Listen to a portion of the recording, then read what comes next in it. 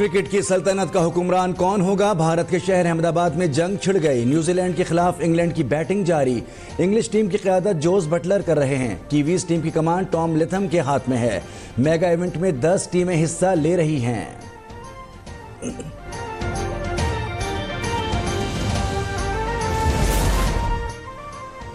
Cricket world cup میں بھارت کا تعصب، پاکستانی صحافیوں اور شائقین کو ویزے جاری نہیں کیے۔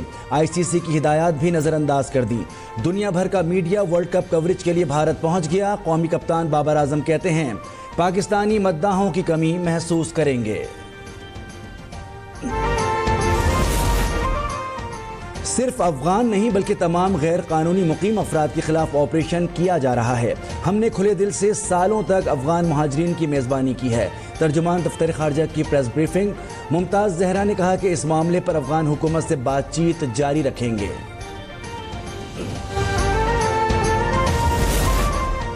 نگراں حکومت نے آڈیٹر جنرل کو متعدد سرکاری کمپنیوں کے اسپیشل آڈٹ کی ہدایت کر دی۔ تیل، گیس اور بجلی کی کمپنیاں شامل۔ وزارت خزانہ کو ان کمپنیوں کے آڈیٹر کی رپورٹس پر اعتماد نہیں ہے۔ آڈٹ کے بعد نجکاری سے متعلق فیصلہ کیا جائے گا۔ نقصان دہ کمپنیوں کی فوری فروخت کی تجویز دی جائے گی۔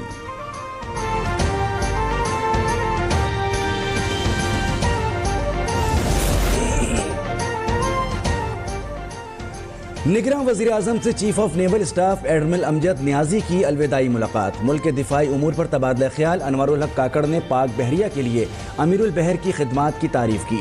انہوں نے کہا کہ آپ نے ملک کی دفاع ناقابل تسخیر بنانے میں کلیدی کردار ادا کیا۔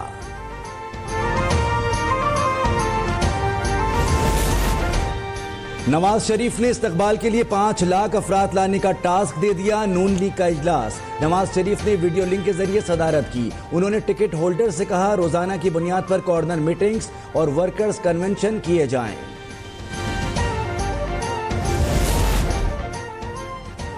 وفاقی حکومت نے نیب ترمیم فیصلے پر نظر ثانی کی درخواست دائر کرنے کا فیصلہ کر دیا۔ وزارت قانون نے مسودے کی تیاری شروع کر دی۔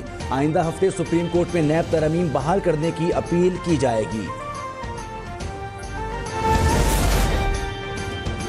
ایم کیو ایم بھی فیض آباد دھرنے پر نظر ثانی کی درخواست واپس لے گی۔ سپریم کورٹ میں اپیل دائر کر دی۔ اس سے پہلے وفاق اور تحریک انصاف کی جانب سے بھی درخواستیں دائر کی جا چکی ہیں۔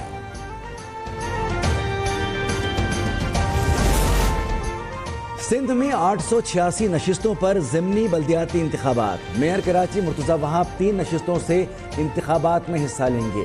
کاغذات نامزدگی حاصل کر لیے۔ ووٹنگ 5 نومبر کو ہوگی۔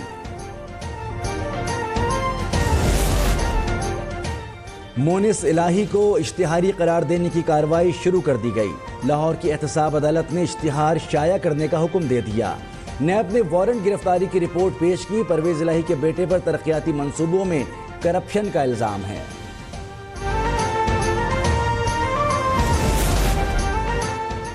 سندھ میں ڈینگی کے مزید 17 کیس رپورٹ۔ سب سے زیادہ کراچی میں 11 مریض سامنے آئے۔ ملیریا کے حملے بھی جاری۔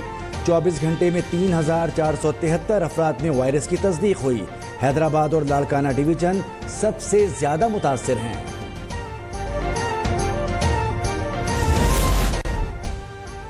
بھارتی ریاست سکم میں شدید بارشیں جھیل میں طغیانی کے باعث اموات 14 ہو گئیں۔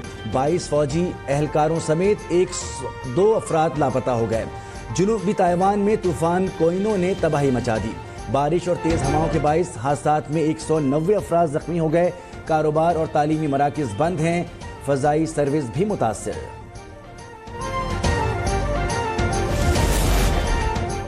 اور امریکی صدر جو بائیڈن کے کتے کو وائٹ ہاؤس سے نکال دیا گیا۔ متعدد افراد کو کاٹ کر زخمی کر دیا تھا۔ ترجمان نے 2 سالہ جرمن شیپرڈ کمانڈر کے نکالے جانے کی تصدیق کر دی۔